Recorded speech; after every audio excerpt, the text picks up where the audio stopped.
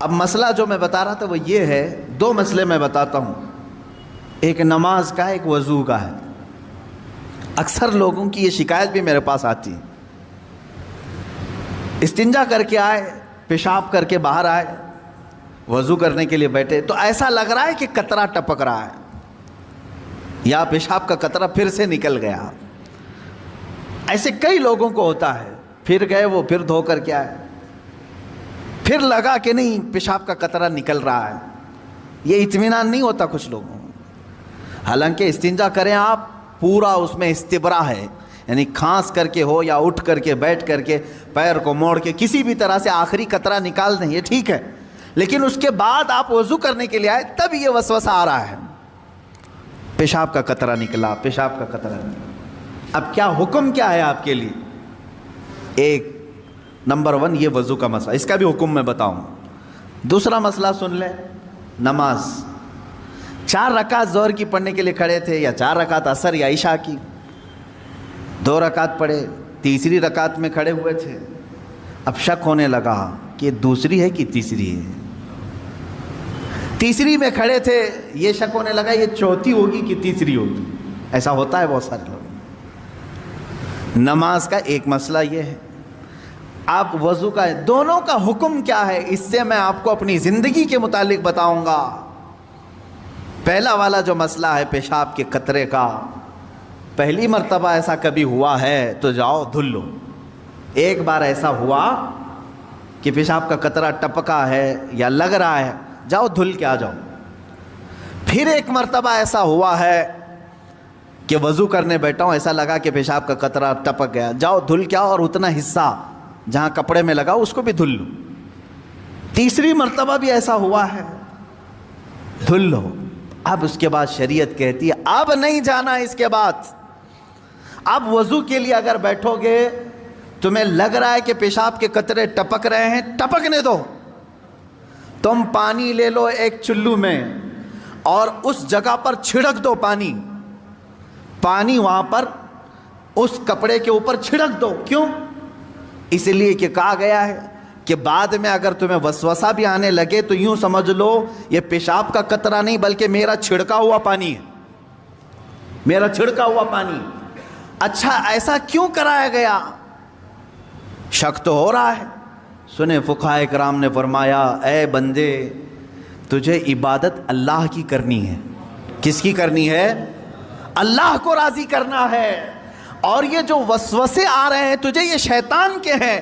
اگر تو بار بار اٹھ کر کے دھونے کے لیے چلا جائے گا تو بات یہ ہوگی کہ تو شیطان کی پیروی کر رہا ہے اللہ کو۔ السلام علیکم ورحمۃ اللہ تعالی وبرکاتہ۔ دوستو امید ہے کہ آپ حضرات خیریت و عافیت کے ساتھ ہوں گے۔ ناظرین محترم، شیطان انسان کو کیوں بھٹکاتا ہے آپ سب سے پہلے اس ویڈیو کو دیکھیے، اس کے بعد ویڈیو کے آخر میں ہم آپ سے کچھ ضروری بات کریں گے۔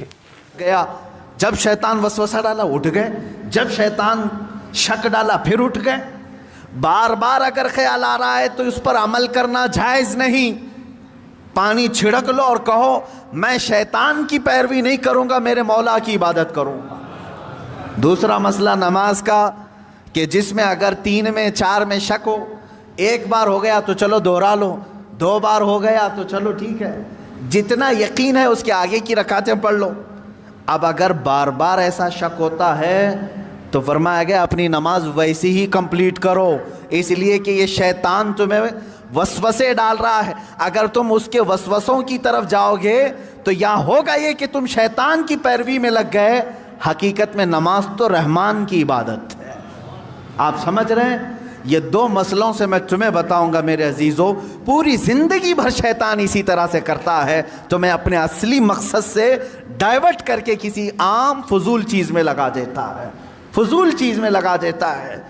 اسی لیے اب جیسے کسی نے اپنے پورے گھر کی فکر میں، اپنی جائیداد کی فکر میں پوری زندگی ختم کر دی، اسے معلوم ہی نہیں کتنے دن رہنے والا تھا، کتنی عمارتیں بنا رہا ہے، کتنی چھتیں قائم کرے گا۔ اے بندے تیری زندگی لمبی سے لمبی جاتی تو 70-80 سال کی، تو بنا ہی رہا ہے 30-40 سال کی عمر میں، بچے ہیں تیرے پاس 25-30 سال، ان 25-30 سالوں کے لیے تو نے اپنی پوری زندگی جھونک دی، صحت و طبیعت سب برباد کر ڈالی۔ لیکن جہاں 100 سال سونا ہے کہ 200 سال کہ 500 سال کہ 1000 سال، ہمیں معلوم نہیں قبرستان میں کتنا سونا ہے، وہاں کے لیے بندہ ایک رات کی بھی عبادت کرنے کو تیار نہیں، ایک تسبیح گھمانے کو بھی تیار نہیں، وہاں کی عمارت تیار کرنے کو بندہ تیار نہیں۔ یہ شیطان ڈائیورٹ کر چکا ہے تمہیں، تمہاری اصلی منزل تو وہ تھی، تمہیں لگا دیا کسی اور کام میں، تمہیں لگا دیا کسی اور کام میں۔ عزیزان گرامی، اسی لیے تو شاعر نے کہا تھا، آگاہ اپنی موت سے کوئی بشر نہیں، سامان 100 برس کا ہے پل کی خبر نہیں، 100 برس کے پلان ہے پل کی خبر نہیں۔ تو شیطان اس طرح سے جو ہر زندگی میں ڈائیورٹ کرتا ہے۔ اب میں آپ کو بتاؤں ایک چیز، جن چیزوں کو ہم سمجھتے ہیں کہ یہی کل ہے دنیا میں، نوجوان یہ سمجھتا ہے کہ ایک خوبصورت لڑکی مل جائے پوری زندگی ہے، دیکھو اسی پر تو شعر و شاعری کرتا ہے، اسی پر تو پوری محبت کے نغمے گاتا ہے، اسے معلوم نہیں کتنے دن کیا یہ عائش ہے۔ اور کچھ لوگ یہ سمجھتے ہیں کہ مال، گاڑی، کار، بنگلہ ہو جائے یہی سب کچھ ہے۔ تقریباً انہی میں ہم سب دوڑ رہے ہیں، انہی میں ہم دوڑ رہے ہیں۔ ایک بادشاہ نے اعلان کیا کہ آج میری عنایتوں کا دریا جوش میں ہے، میں خوب عطا کروں گا۔ لوگوں کو بلایا، ایک کوئی بندہ ایسا آ جائے جس کے لیے میں کہتا ہوں اپنے ہاتھ میں ایک چھڑی لے لے، لکڑی لے لے، اور وہ زمین پر دائرہ کھینچتا جائے صبح فجر کے بعد۔ اب وہ دائرہ کھینچتا کھینچتا سورج کے ڈوبنے سے پہلے پہلے تک جتنا دائرہ کھینچ لے گا وہ پوری زمین اس کے نام پہ کر دوں گا۔ دن بھر میں آپ کتنے ایکڑ کھینچ لیں گے؟ اگر فری میں مل رہا ہے تو کون چھوڑے گا؟ دائرہ کھینچنے کے لیے کہا کہ جو لکیر سے سرکل بنا لے، جتنا بنا لے گا، لیکن ٹائم ہے سورج ڈوبنے سے پہلے پہلے تک۔ اس میں سے ایک وزیر یا ایک سپاہی آگے آیا اور اس نے اپنے ہاتھ میں چھڑی لے لی، بادشاہ سلامت مجھے اجازت دے دے۔ اور بادشاہ نے کہا کہ اگر سورج ڈوب گیا تو پھر ایک بالشت زمین بھی نہیں دی جائے گی، یعنی 1 فٹ زمین بھی نہیں دی جائے گی۔ ہاں، سورج ڈوبنے سے پہلے پہلے تک یہاں پر دائرہ مکمل کر۔ اب وہ نکلا چھڑی لے کر کے، لکیر کھینچتے کھینچتے، اسے بہت بڑی زمین چاہیے تھی، اتنی بڑی کہ اس سلطنت میں کسی کی نہ ہو، جب فری میں مل رہی ہے۔ کھینچتا کھینچتا وہ گیا، کافی دور تک چلا گیا، دوپہر ہو گئی، تھک گیا، کچھ دوڑا کچھ چلا۔ اب جب دوپہر ہو کر سورج ڈھلنے لگا تو اس نے سوچا واپس ہو جاتے، چونکہ جہاں سے میں دائرہ کھینچا ہوں وہاں تک لا کر کے لکیر کو ملانا ہے، اتنی زمین میرے نام پہ۔ اب واپس ہوا، اب یہ کتنے کلومیٹر کی زمین گھیرا تھا واللہ عالم، دوڑا تھا اس نے صبح سے لے کر دوپہر تک، نہ کھانا ہے نہ پانی ہے، دوڑ رہا تھا۔ دوڑتے دوڑتے سورج پیلا ہو گیا، عصر کا وقت آ گیا۔ اب اس نے دیکھا کہ بادشاہ کا محل اور سپاہی سب قریب نظر آ رہے ہیں، دل میں ٹھنڈک ہو گئی، میں پہنچ جاؤں گا سورج کے ڈوبنے سے پہلے پہلے، میرے بگننگ پوائنٹ جو ہے جہاں سے سٹارٹ ہوا تو وہاں۔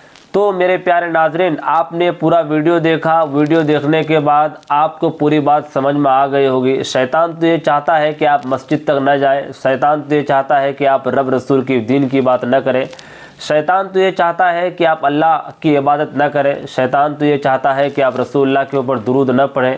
لیکن مفتی صاحب کی زبانی آپ نے جو ویڈیو کو شروع سے لے کر آخر تک دیکھا، اگر آپ نے ویڈیو کو اسکپ نہیں کیا ہے تو آپ کو پوری بات سمجھ میں آ گئی ہوگی کہ انسان کو نماز پڑھنے میں دل کیوں نہیں لگتا۔ نے دیکھا ہے ویڈیو کو تو آپ کو پوری بات سمجھ میں آ گئی ہوگی۔ باقی دوستو، اگر آپ چینل کے اندر پہلے مرتبہ آئے ہیں تو ویڈیو کو لائک اور چینل کو سبسکرائب ضرور کر لیجئے، کیونکہ آپ کو بندگی اپڈیٹ کے اندر دین اور دنیا سے ریلیٹڈ ہر ویڈیوز مل جاتے ہیں، اس لیے آپ اس چینل کو سبسکرائب ضرور کر لیجئے۔